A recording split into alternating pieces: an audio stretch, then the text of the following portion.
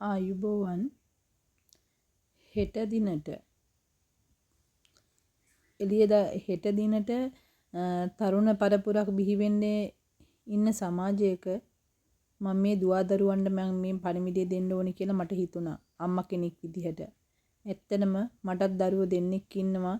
අද සමාජය දිහා බැලුවාම සෑහෙන්න මගේ දරුවොන්ටත් මම සමාජයට යන්න දෙන්නේ කොහොමද කියලා සෑහෙන බයකින් ඉන්නේ මේ මත්ද්‍රව්‍ය නිසා. දැන් ඔය හිරගෙවල් වල ඇත්තටම ඉන්නේ මිනිමරුපු කට්ටිය නෙමෙයිනේ වැඩිපුර ඉන්නේ. මිනිමරුවෝ ඕන්නම් දෙන්නේ 3 දෙනෙක් ඇති. ඒ අරෙන්න අනිත් හැමෝම කුඩු වලට ඇබ්බැහි වුණා, අයිස් වලට ඇබ්බැහි වුණා, මත්ද්‍රව්‍ය ජාවාරම්කාරයෝ. ඒගොල්ලෝනේ අද ඉන්නේ මේ පුනරුත්ථාපන මධ්‍යස්ථාන පිරෙන්න, හිර බන්ධනාගාර පිරෙන්න ඒගොල්ලෝ තමයි ඉන්නේ. ඉතින් අද ඒකට මම නම් දකින්නේ මූලිකම හේතුව ගෙවල් වලින් ලැබෙන ආభాසය දෙමව්පියන්ගෙන්. දෙමව්පියෝ තමන්ගේ දරුවෝ පස්සෙන් ටිකක් ඉන්න ඕනේ. දරුවෝ මොනවද කරන්නේ? දරුවෝ කොහෙද යන්නේ ඉන්නේ? දරුවෝ කවද ආශ්‍රය කරන්නේ? දරුවා ගැන පොඩි විමසිල්ලකින් ඉන්න ඕනේ. දරුවා එදා දවසේ මොනවද කරේ? අද දවසේ මොනවද මගේ පුතාට උනේ? කවුද මොනවා හරි කිව්වද?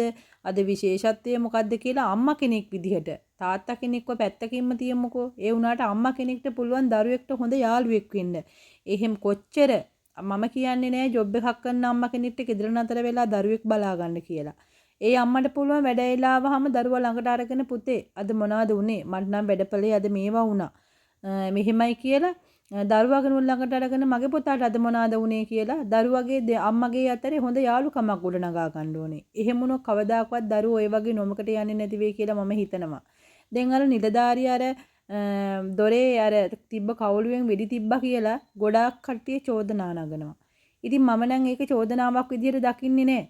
ඒ මිනිස්සෙක් විදිහට මිනිස්සෙක් විදිහට එයා කරේ සමහරක් විට මම ගෑනු කෙනෙක් වුණත් මම හිටියනම් මමත් ඒ දේ කරන්න පෙළඹේ. මොකද මගේ අනිත් ඉන්න බන්ධනාගාරයේ ඉන්න රැඳවියෝ ටික බේර ගන්න ඕනේ. ඒ රැඳවියෝන්ටත් එතන ගහනවා.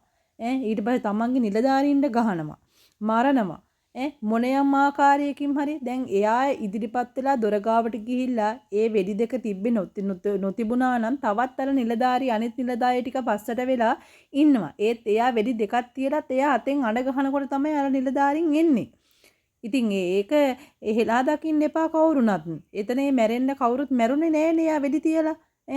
එතන හිටපු කට්ටිය ගාව අර ආත්මාරක්ෂාවට තිබ්බ මේවා එකක් අර පොලිසිය ගාව තියෙන අර ප්ලාස්ටික් මේවා එකක් තිබුණා.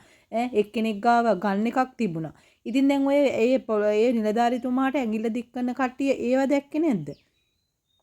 සෑහෙන්න දුකයි. තවත් ආරක්ෂාව පතා තවත් කෙනෙක් රැකගත්ත කෙනෙකුට ඇඟිල්ල දික් කරන්න කලින් තමන්ගේ ගෙදරින් වෙන දේ ගැන හිතලා බලලා තමන්ගේ අතින් වෙන පසු වැරද්ද ගැන හිතලා බලලා සමාජයට මොනවා හරි දෙන්න. කුරිරු සමාජයක් කරන්න එපා. ඔයාලගේ දරුවෝ ලොකු වෙලා සමාජයට වැරදිකාරය වුණාට සමහරක් දෙමව්පියන්ගේ දරුවෝ දැන් මේ සමාජයට එන්න ඕන්න මෙන්න. ඉතින් ඒ දරුවන්ගේ ගැන බයක් අනිත් දෙමව්පියන්ටත් තියෙනවා. ඉතින් ඒ නිසා දැන්වත් මේ ඉන්න දෙමව්පියෝ පොඩ්ඩක් හිතලා බලලා තමන්ගේ දරුවන්ට සමාජයේ හැසිරෙන්නේ කොහොමද කියලා දෙන්න. එහෙම වුණොත් මේ වෙන සිද්ධි අඩුයි. ඇත්තටම බුද්ධ සරණයි.